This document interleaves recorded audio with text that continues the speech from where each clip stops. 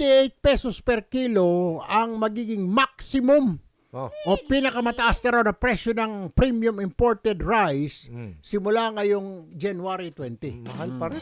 Mahal eh. Hindi, maximum na yun. Ganun. Ang gusto natin malaman yung minimum.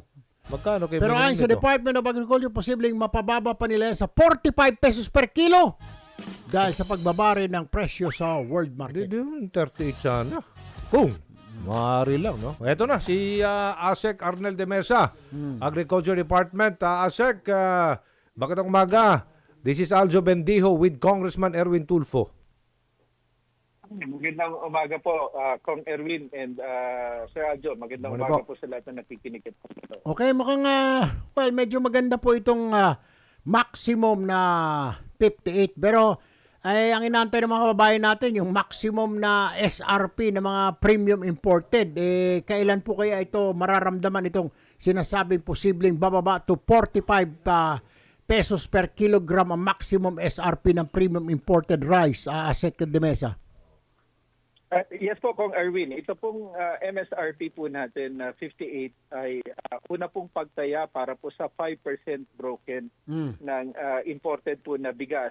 At susunod po siguro yung ating 25% broken na sa initial na pagtaya po ay hindi po lalampas ng 50 pesos o mas mababa pa. At isa pa pong magandang balita, Kong Erwin, Aljo, yung sa huling numero po na lumabas, yung presyo po ng Vietnam rice for both 5% broken and 25% broken ay malaki rin po yung binaba, almost 15% from December 10 to January 10 po nitong taong kasalukuyan. So ano ang magiging mga range ng bigas na ngayon sa palengke? Can you give us like the prices na you're expecting at makikita ng mga kababayan natin kahit saang palengke siya pupunta? Kasi right now, makakuha ka lang ng mura sa mga kadiwa.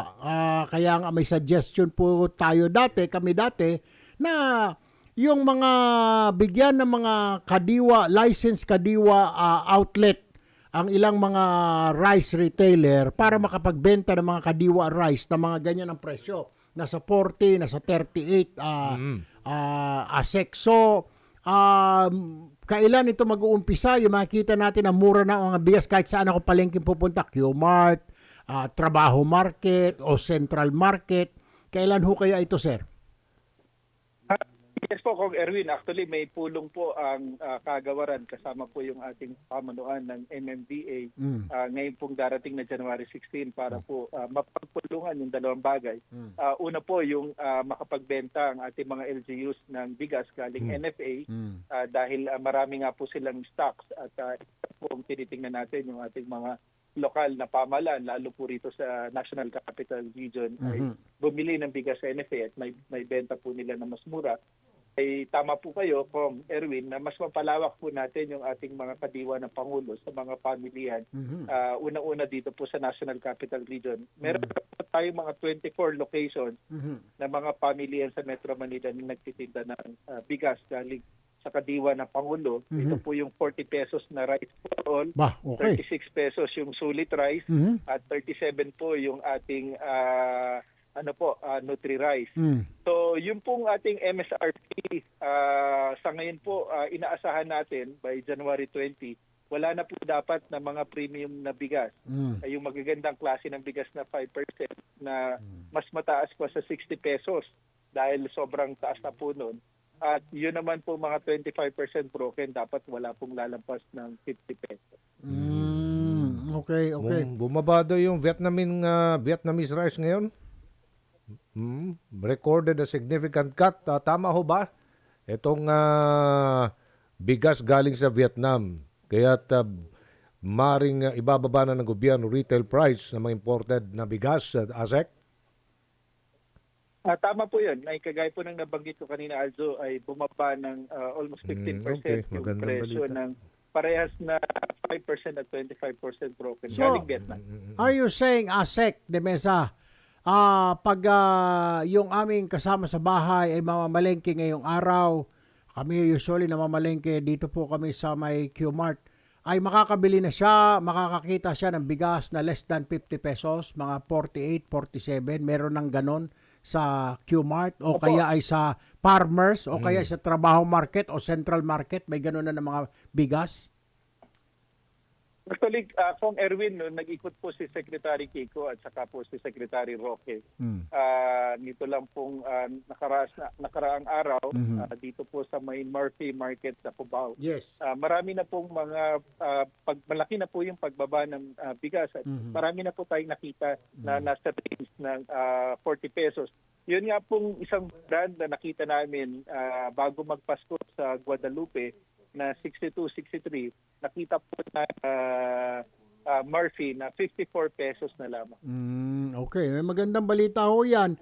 Ang kailangan lang po siguro talagang i-cascade yung balita na yan para yung mga kababayan natin alam na may mga bigas na gano'n, hindi na sila mahihirapan at talagang nandyan na. Kasi dati, sir, ang isa pang katanungan yan, baka naman ito, Kong Erwin, Asek de Mesa, ningas kugon lang.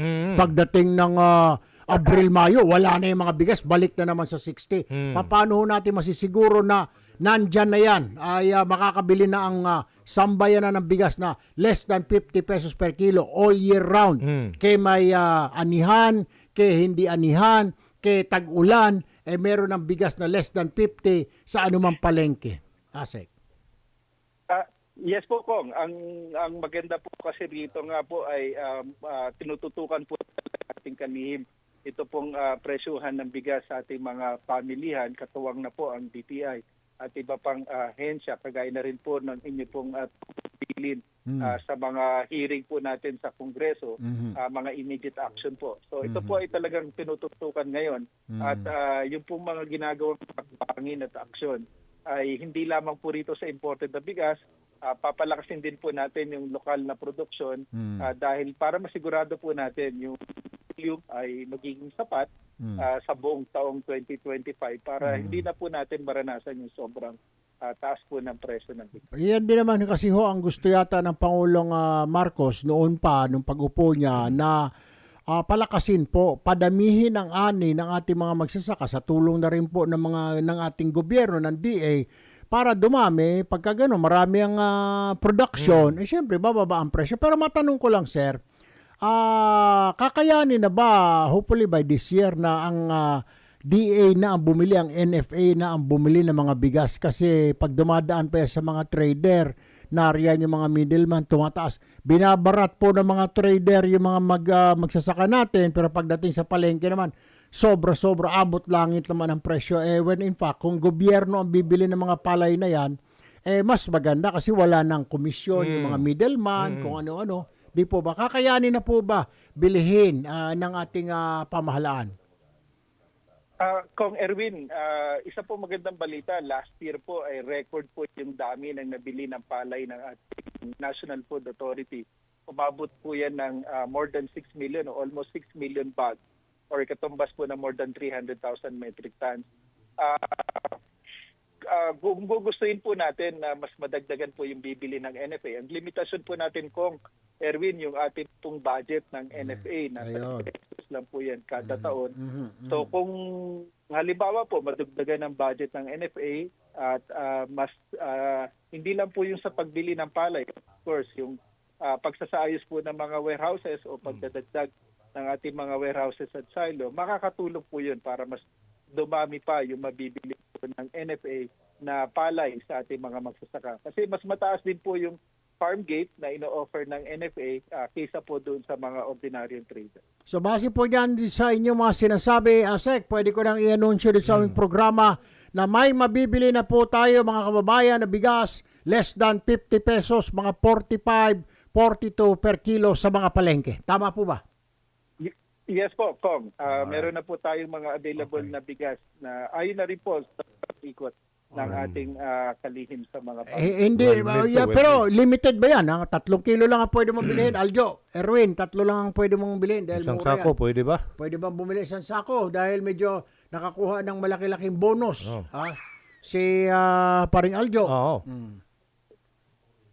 Yung ating pong Rice for All na 40 pesos, ano po yan, walang limit po ang pagpili. Hanli, Maganda naman po yan yung- yung Opo. programa ng Pangulo yan eh. At saka ng unang ginang. Rice for all. Aba. Yes po, at magandang balita rin po kung Erwin Alzo ay kahapon po ay tinagubilin din ng ating sa DA at iba pang ahensya kagaya po ng DBM na pabilisin po yung pag-release ng mga pondo para po yung pagbibigay natin ng mga intervention at mga input sa ating mga magsasaka lalo na sa panahon ng taniman na hindi po mabalam at maibigay po na mas maaga. Alright. Ayan, may nakita ko. 42, 45. Okay, sa mga palengke. Very good. Asek Arnel de Mesa, tagapagsalita ng Department of Agriculture. Maraming salamat po at magandang umaga sa inyo. Maraming Thank you po. salamat din po kung Erwin and Aljo. Mabuhay po kayo. Magandang umaga.